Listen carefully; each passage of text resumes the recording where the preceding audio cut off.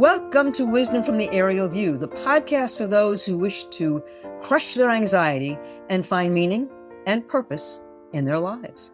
Good morning, good afternoon, good evening. Dr. Klein, how are you? I'm fine, Enid. Today's a great day. We have a wonderful guest today, and is a friend of yours, and any friend of yours is a friend of mine. So why don't you do the introductions, and then we'll kick it off from there. Well, I'll start with a brief introduction, then maybe we'll let our guest amplify a bit if he so chooses. So today we have the actual privilege to have a true friend of mine, a super great and interesting guy, John Prevas. John was born in Baltimore, Maryland, educated in Maryland, University of Maryland, and went on, continued to educate himself, eventually with a law degree, and became an expert in Latin and other ancient civilizations, and then went on to write a bunch of books, famously about Hannibal, who I learned a lot about from John because I knew very little about him, except it had something to do with elephants. But John has educated me since then. And I'm not sure how many books John has written, 4 or 5, I think. Is that right? But the last one I think was in 2017, also about Hannibal. But he also has written some other books about other topics, which we'll let him discuss. John has been an educator, a college professor, has had many different interests through his life. But primarily, when I think of John Prevas, I think of somebody super well steeped in ancient history, Sparta, Athens, Rome, Carthage, and so on. And also the deliverer of some of the best quotes I've ever heard, because he knows, I think he knew some of these people personally, actually, the way he talks about them. So anyway, John, welcome to to our podcast. It's really an honor and a privilege to have you. And I will let Enid start quizzing you. It is an honor. And I'm going to surprise Mark on this, because one of the books that you wrote, I actually read, Alexander the Great. Although according to you, it was Alexander the Not So Great, which was a fascinating thing for me to see. You talked about Lord Acton saying that power corrupts and absolute power corrupts absolutely. And reading about Alexander the Great was fascinating to me when I look at it, not only historically, but also in today's political world. There's so many kind of connections to me. I'm fascinated by it. I'm fascinated by the book. And, but I talked to Mark about this, and I guess the first question I want to ask you is, why should kids care about history? Why should kids care about Alexander the Great or Hannibal? Tell us why. Enid, before I begin, can I first thank you both for having me? And would you just repeat your introduction about the aerial view?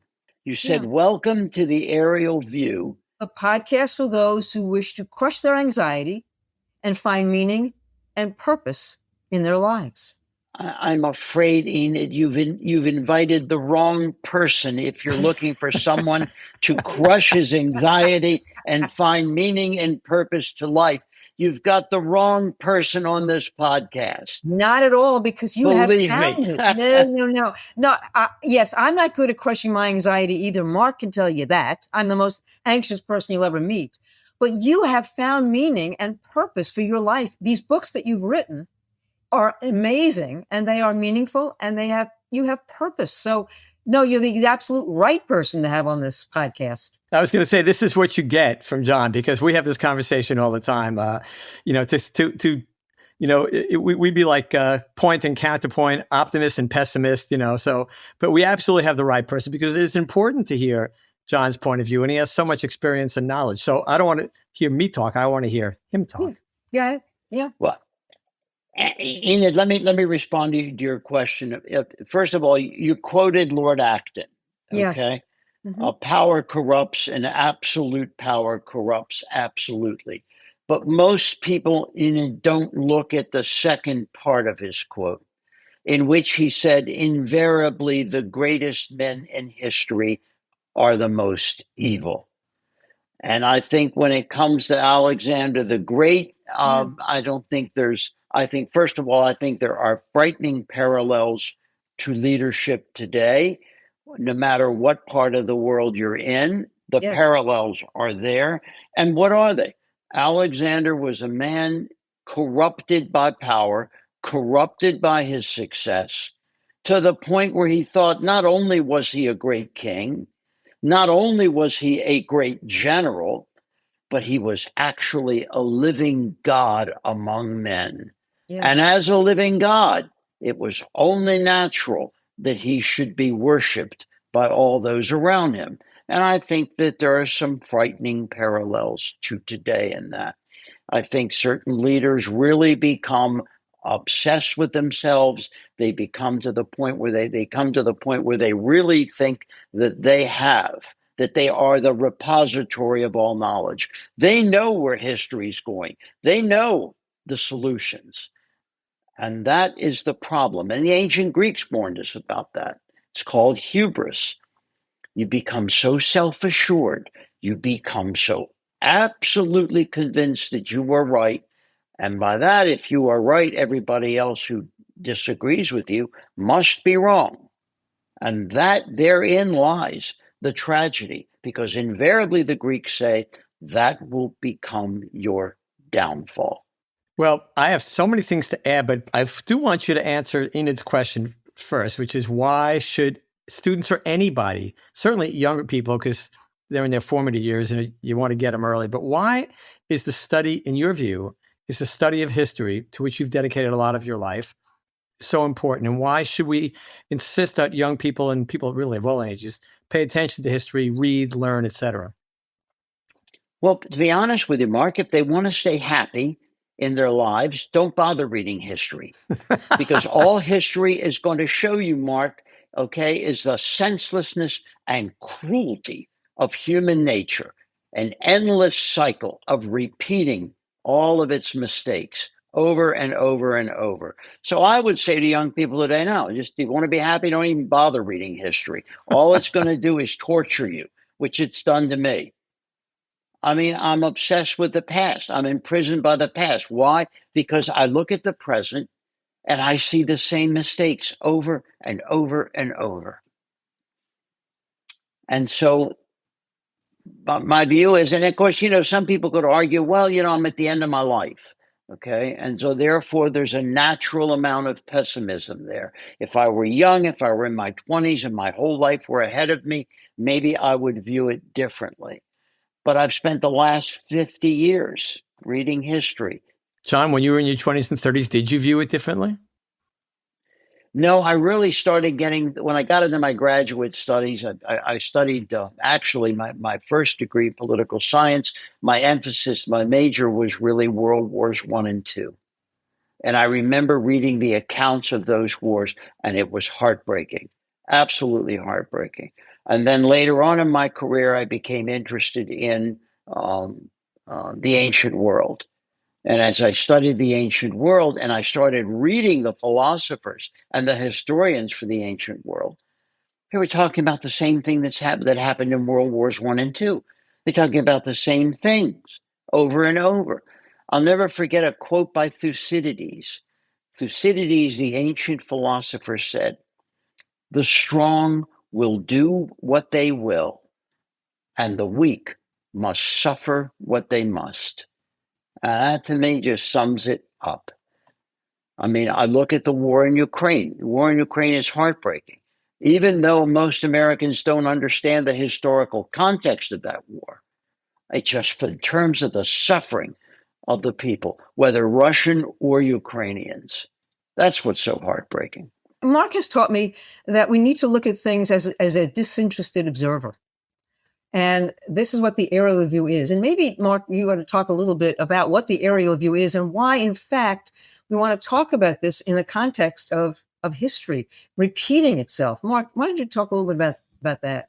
So John and I are very close friends, and we talk about this a lot. Mm-hmm. I love John for many reasons. And, my wife, who Enid, yes. Every time John comes to the Smithsonian and gives a lecture, she wants to be in the front row because she could listen to him for hours on end, because he's you could already tell, he's a very interesting, fascinating speaker. But we have this problem, John and I, and that is that he just told you how he looks at the world. Don't read history. You're just going to get depressed and sad. And he's right. But I am depressed and sad. For a depressed and sad guy, you're a lot of fun. But anyway, so we have this conversation frequently because as you heard me say, and I think I've written chapters about this, that we are going to repeat that to study history. I forget who it was, John. One of these, you can tell me, starts with an S. I'm good at figuring out. I only remember what letters, what initials somebody's name starts with. Who was the guy who originally said to ignore history is to repeat it? Oh, Santayana. Santayana. I knew it started with an S, Spanish, right? Yeah, the Spanish philosopher said, those who ignore the lessons of history are condemned to repeat its mistakes. Yeah. So what John is telling you is that one of the things that depresses him is that he sees it happen again and again and again from the ancient world forward the last 5,000 years. You've heard me say this, that there are only a limited number of stories in human life, right? They just keep repeating themselves. And we can study history ad nauseum. For instance, my wife loves reading history. She doesn't get depressed like John. She likes it. A lot of people do. But to assume that if we study history, we're not going to repeat the same mistakes, I completely agree with John that that's never going to be. Why? It's not that we don't learn from history. It's that our own human needs and desires will always trump history, pardon the pun, but it will always trump history because our needs and wants do not take into account, because they're emotional, do not take into account these historical data that is available to us, to everybody, and has been for a long time, which tells you, to me, this is a very aerial view point, is that when you see this happening again and again, and we talk about the jukebox of time, and John, I think, is familiar with my jukebox of time, where all time exists contemporaneously, not my idea, Einstein's idea, and proven to be true, that you see these records in the jukebox and they play again. They're always playing forever, but the same ones repeat, right? Wars, cruelty, inhumanity, again and again and again and again. Pick any time period in recorded human history, you're going to find the same story. Even before recorded history, same story. That tells you something. That's a super clue, right? It tells you there's something else going on in human life. We don't really learn, it's not that we don't learn, we don't absorb, we don't embrace what happened before, because we need to experience life. Life is experiential. And so these same stories of human existence are going to occur again and again, which tells us that if there is a purpose to life, and John, I think, is going to tell us he doesn't think there is, but if there is, because you and I think there is, it's got to be something else. It's got to be the evolution that we make as individuals. So enough about me repeating what I've said 100 times. But so, John, this is where you and I have this ongoing discussion, why I'm not the pessimist you are, that it doesn't bother me that we repeat history. It's always going to be that way. Yeah, and John and I are the same. John and I are both pessimists about all this. But John, let me ask you, I mean, because we are somewhat pessimistic, you're not as pessimistic, I think, as you think you are. You've been teaching, you've been a learned professor for so many years, and you've been teaching young people about history. And it does repeat itself. There's no question about it. But is there any room for optimism in any of this? Enid, I enjoy each day to its fullest. Okay, I really believe in that. I enjoy it. I mean, I enjoy where I live. I enjoy my relationships. But overall, when I look at the direction that humanity is heading, it's just pessimism. And I don't think that there's really anything you can do about it. I mean, you and Mark talk about the aerial view, and Mark, he quotes Einstein. Well, Einstein said, there are two things that are infinite: the universe and human stupidity. And I'm not sure about the universe. So, in that regards, we're condemned. And then another influence on my life early on in my graduate studies was Sigmund Freud. I mean, Freud wrote I think, a small book that has always influenced me, and that's called Civilization and Its Discontents. And Freud is essentially saying human nature, man is flawed. Man is flawed because he has animal instincts, and it's always a fight to control the inherent cruelty that lies in man. Part of his instinctual endowment, if you will. A world where it's, dog eat dog, or the strong eat the weak. And Freud said that's just part of human nature, man's instinctual endowment that has to be dealt with. And normally, Freud, there was a quote where he said that, normally that aggression in man lies hidden, waiting for some provocation. and then it manifests itself spontaneously, and it reveals men to be the animals that they are. Homo homini lupus, Freud said. In the heart of every man, in every man, there is the heart of a wolf. And so I look at that and I think to myself, I don't know. I mean, I think that, AI worries me, nuclear weapons worry me, chemical weapons worry me. And I remember what I read about the Second World War and the tragedy of the Second World War. And I just think we're living on borrowed time, unfortunately. Okay, well, I agree with you, but that to me misses the bigger story. This is where I love talking to John, because I don't disagree with what he's saying, although I'm not sure every human, I don't think the heart of the wolf lies in everybody. But here's something interesting. John, we're all in the same generation, plus or minus a few years here. I would say as we age, if we're lucky enough to live a long enough time, something happens. There is a maybe not quite an epiphany, but a realization about how we should treat each other, what life is about, what's important, what's not. There aren't a lot of 80-year-old serial killers or suicide bombers, right? Because at a certain point, for most of us, not all of us certainly, but for a lot of us, the light goes on. So what does that tell you? Why is it that when you're 80 or 85, you see things differently? You're not likely to create as much havoc as you were when you were 25, not because you can't, right? Because fortunately, all of us are still, knock on wood, still in good health. We can create a lot of havoc if we wanted to, but we choose not to. Because what happens? Because again, another aerial view concept that we're here, we watch this evolution. We are clearly evolving. We like to say, and you've heard me say this, John, that we're evolving from selfish to selfless, from inward focused to outward focused. That's the point. I think I told you, Enid knows this. I think, John, I've told you this too. One of my books, I made a mistake of misnaming it. I originally wanted to name the book, I think it was my second book. I really wanted to name it, If Abraham Lincoln Hadn't Been Assassinated, He'd Still Be Dead Now, right?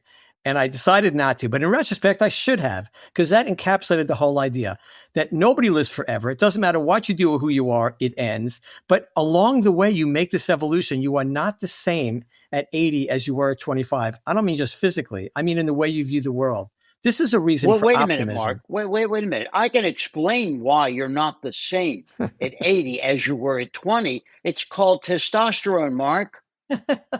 No, actually, Okay? I just had mine checked. No, I just had mine checked, John. It's still off the charts. In fact, when I went to see the doctor, he looked at my testosterone level and said, "Oh, I was expecting a 25-year-old," and you walk in. God. Oh my God. Oh my God. But you see my point. It's not testosterone. That's the point. It's not what it is. Testosterone. It's not. It's all testosterone. Okay, let's say it is testosterone. That's fine. I'll give you that. It's not, but let's say you're right? So why does your testosterone level drop? Oh, it drops because, the world's had enough of us. No. And so what they do is just naturally, they just decrease the testosterone. To What's naturally? Down a little our DNA could be written that our testosterone increased, right? So it's all part of the story. Enid and I talk about this all the time. You've heard me say this. I like to dig a layer deeper. Okay, yeah. We get older and our vitamin D levels drop and our testosterone drops and our estrogens drop. Thank you. Okay, it doesn't have to be that way, by the way. DNA is software. It could be written differently. And probably in a different universe, it probably is. But it's not in this universe. So it's the fact that our DNA is like it is and we are like we are, there's a story there. We ignore the story. We just say, oh, that's just the way it is. No, it's not just the way it is. It could be a million different ways, but it's not. It's this way. And we do make that evolution. So your brain, I've talked to you now for many, many years, and you are equally as sharp now, and in some ways maybe even sharper than you were when we met all those many years ago, right? But your body obviously doesn't keep up with that, right? We can't do the things we did years ago physically, but mentally, you're still writing a book. By the way, John is still writing another book on Sparta. So stay tuned, everybody. It's going to be another great one. But the point is, there's an underlying story here. That's the reason to not be pessimistic. Because yes, these things happen. History repeats itself. We get older, blah, blah, blah, blah. But but something's happening in the background. We are making this evolution, most of us, not all of us. I don't understand why. You've heard me say this. I know John doesn't agree that life is preparation. Again, I never try and sell anything to anybody, but to me, the facts, using, res ipsa loquitur, the facts are pointing in that direction to me. So that's why you don't have to be pessimistic. Life is finite. It was always going to be finite. That's not the story. The story is Let the me ask you evolution we something. make. I'm not sure. Are you telling me that life, that we're evolving towards something better? No, individually, we're making this evolution. Not that we're evolving. No, I don't believe we're evolving to something better, because history wouldn't be repeating itself if that were true, right? No, I don't agree with that. But that's not the story. We're missing. We bury the lead. The lead is about the individual evolution, not about societies and cultures. They're going to keep doing the same thing. I had an Italian lesson with my Italian teacher this morning, and we were talking about a story, and it was based on San Valentino, and the story of San Valentino and how that started, the whole thing with Valentine's Day. The story of romance, the story of Romeo and Juliet, the story of all these stories repeat and repeat and repeat. They just have different names. John, you'll agree with that, right? These are all. Yes, absolutely. So that tells you something. It's not random that happens. It's because the set changes, but the human story doesn't change. We still make this individual evolution. On the way, we create a lot of chaos and misery and cruelty, all the things you mentioned. We also create a lot of joy and brilliance and fun. We create a lot of good stuff too. But along the way, we're going to create this stuff. When you've made that evolution, you look and you go, oh, wait a minute. We don't need to be doing all this. Life is finite. We're all going to die anyway. What are we doing? Beating each other up, threatening each other, being cruel? No. This is all wrong, right? You get it late. Most people catch on late, which is why we don't have a lot of 85-year-old suicide bombers. But that's the optimism part of it. That's the story you have to keep. That's the story. That's what you keep your eye on. The rest of it, the politics, the up and down.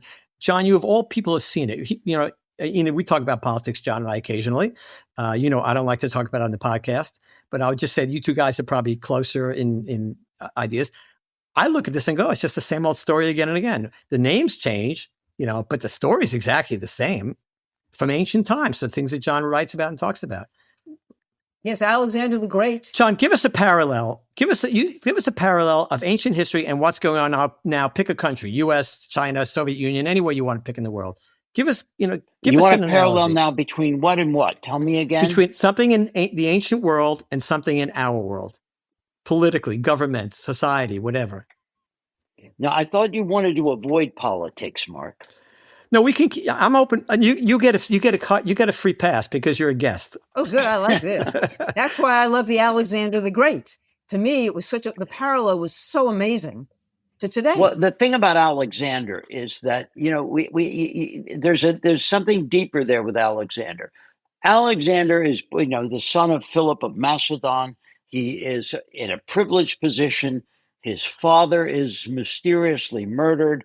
Alexander becomes king at 19. But what you have to look at is the years that Alexander was the pupil of Aristotle.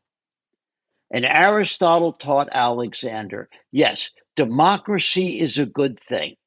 It's like a banquet. Everyone's invited. Everybody brings a dish. Some of the food is good. Some of it is mediocre. Some of it's inedible. Okay. It's poorly organized. People scramble for seats. Some people take more. Some people take less. It's just kind of a mess. But the good thing about it is that there's diversity there. People are together. They're sharing. But Aristotle said to Alexander, there's also a banquet which is organized by one chef. He oversees the preparation of the dishes. He makes sure everyone has a seat at the table and everyone takes an appropriate portion. That's well organized, he said. And so he said to Alexander, once in every age comes a great man, a man who can see things that others cannot, who knows the direction that history and life has to take. And Aristotle said, it is only right and just that all men obey such a man. Alexander, when he begins his campaigns, is successful. And he begins to believe that he is, in fact, this great man who has come forth in this age. And he begins to dictate policy. And finally, it gets to the point where it's Alexander's way or it's the highway. He won't listen to anyone else. He won't listen to dissenting opinions. He knows that he's right. Why? Because he's not only a great king, a great general, he is in fact a God, a living God among men. And a living God needs to be worshipped. Well, in the end, it becomes his demise. Yes, he's conquered the whole eastern half of the ancient world. He is rich beyond anyone's imagination. And the Greeks kill him at Babylon. The Greeks who value democracy have had enough of this man who they believes that he is a god and demands to be worshipped. And so they send to Aristotle in Greece for the poison to dispatch the monster he has created. Aristotle sends the poison. The poison's put in Alexander's drinking cup. He downs the wine and he dies. That's the story of Alexander. And there it is. Success becomes his nemesis because it warps him. It corrupts his mind. It's exactly what Acton picked up on that. It's what Acton says. Power corrupts, and absolute power corrupts absolutely. In fact, Alexander, reading your book, his trusted advisors, two of them, he no longer trusted, and he had them murdered. Right. Parmenio and Antipater, older men who had been the advisors of his father. Right. And I would argue to you, the architects of his success. Yes. Because we see invariably a number of instances where Alexander rushes into battle, especially at the Battle of the Granicus, which was in northwestern Turkey. He had marched his army all day to get to the Granicus River. And when they got to the Granicus, on the opposite shore was the Persian army, already in position, well rested, ready for battle. And Alexander said at the end of the day, after marching his army, let's go now into the river. And Parmenio said to him, it's wrong. Your army's tired. We need time to sit here and assess the situation. Alexander said, I didn't come here to sit and rest and assess the situation. And he plunges into the river with his bodyguard, and disaster. He has to retreat. The next day, Parmenio maps out the strategy and they defeat the Persian army. An example of his impetuousness. Well, he was young. Yeah. Yep. Yeah. So I'm 20 years old. John, you wrote a book with Steve Forbes not too long ago called Power, Ambition, and Glory. That's the name of it. Is that right? It is, yes. Yeah. Mm-hmm. So, let's spend a few minutes. Enid's likely to tell us that we're running out of time, but we are going to extend this podcast because this is so interesting. No, let's keep going. See, I'm not the only one who loves you, John. See, Enid is You already sure hooked. it's not I can becoming tell. tedious, is it? No, this is. I could listen to you all day. I'm not kidding. So why don't you talk a little about what the point of that book, and maybe you can give us a couple of examples because it does in terms of what it means in today's world. Sure. Steve had picked up a copy of my my Hannibal Crosses the Alps. And he wrote to me and he said, I really enjoyed this book. And he said to me, next time you're in New York, why don't you call me? Let's get together. So a couple of months later, I went up to Manhattan, called him. We had lunch. We spent the whole afternoon talking about history. And he said to me, what are you working on now? And I said, well, I'm writing a book about great commanders from the ancient world. I'm going to be looking at Cyrus the Great, the founder of the Persian Empire. I'm going to be looking at Alexander the Great. I'm going to be looking at Julius Caesar, Augustus, and what were their strong points and what were their weaknesses. So I said to him, look, would you like to write the introduction to that? And he said, I'd love to. So then I'm on the train going back to Washington because at that time I was living in D.C. And I thought, maybe we could do some parallels. So I got back to D.C. I called Steve and I said, look, do you want to run this book where we'll parallel leaders from the ancient world with leaders from today? And can we make that parallel? Even though 2,500, almost 3,000 years separates some of them, have the essentials of leadership, say, and the weaknesses of human nature in a leadership position, have they really changed over that period of time? So we sat down and we began to write the book. It took us 4 years. And what we did is I picked my leaders. And what I did is I picked Cyrus the Great, the founder of the Persian Empire. I picked Alexander the Great, the destroyer of the Persian Empire. We picked Julius Caesar, Augustus, and we picked a very little known philosopher and leader, Xenophon, an Athenian. And those are the 5 we did. And then Steve went and picked about a dozen CEOs. And so I did a section on the history of each man. Steve paralleled him. And the most notorious one became when we paralleled Alexander the Great with the CEO of Tycho. Remember him? What was his name? I read the book and I don't remember. God, I've forgotten his name. It'll come to me. It's one of those memory lapses that we 80-year-olds have. And he sued us over the book.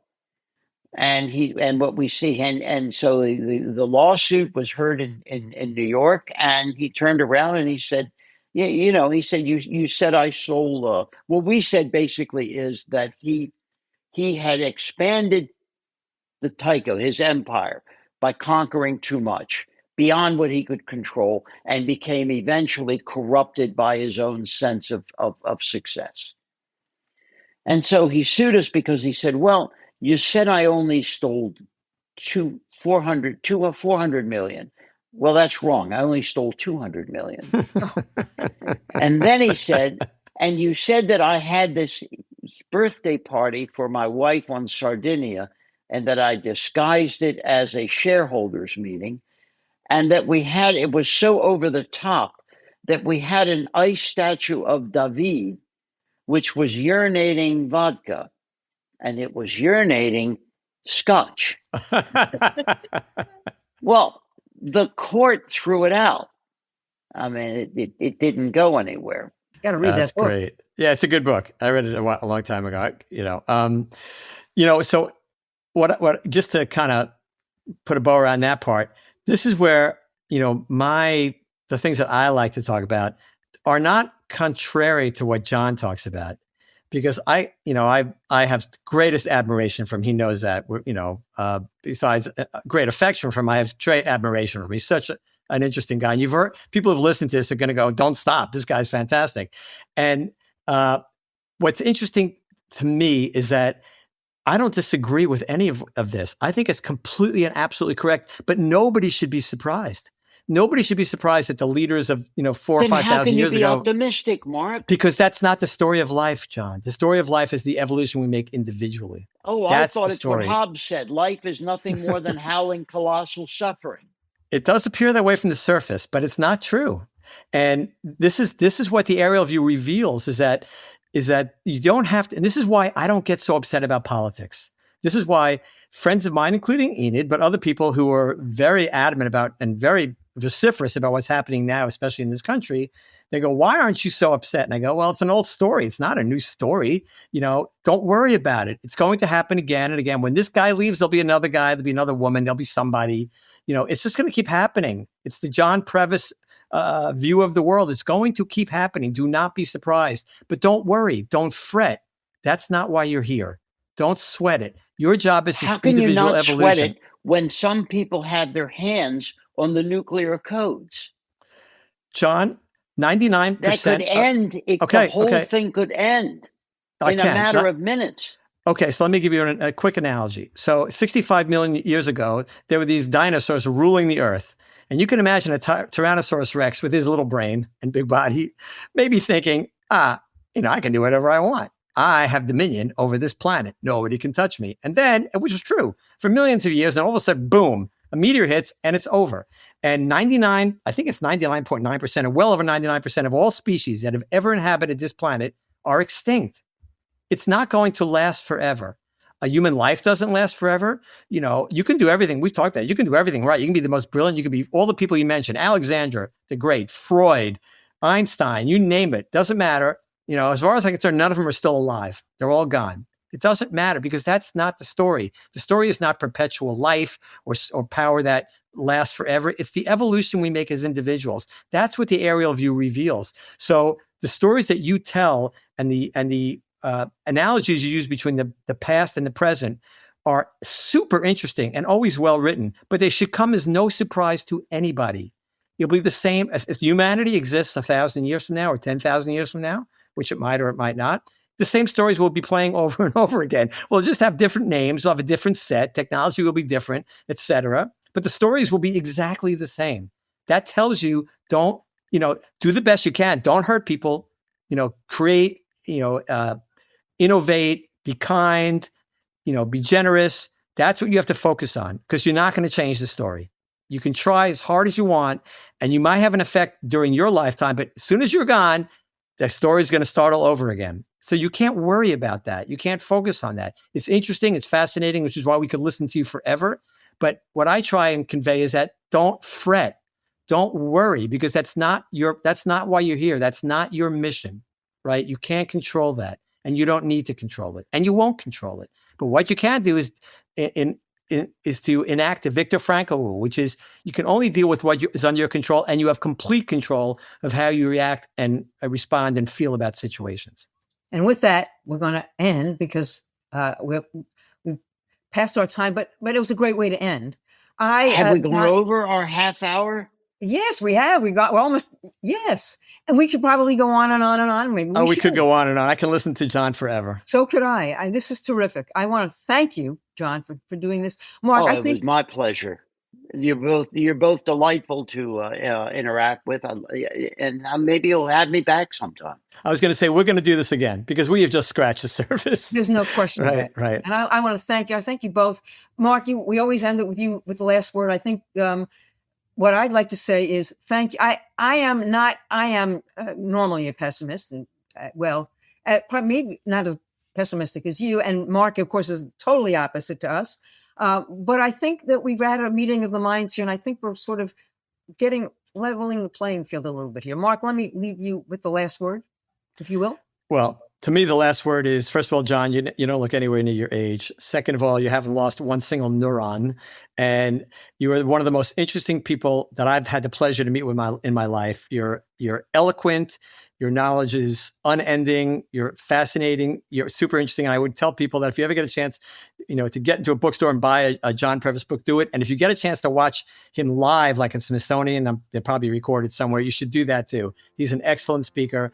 He's a great friend, a great person, and I can't thank you enough. And we absolutely will get you back. And I told Enid, John, that she was going to love this, right? Because I don't know anybody who spends time with you and listens to you who doesn't walk away going, wow, that is fascinating. So thanks a million. We will absolutely do this again. And as always, thank you everybody for listening, and we'll see you next time. Peace. Thank you both for having me.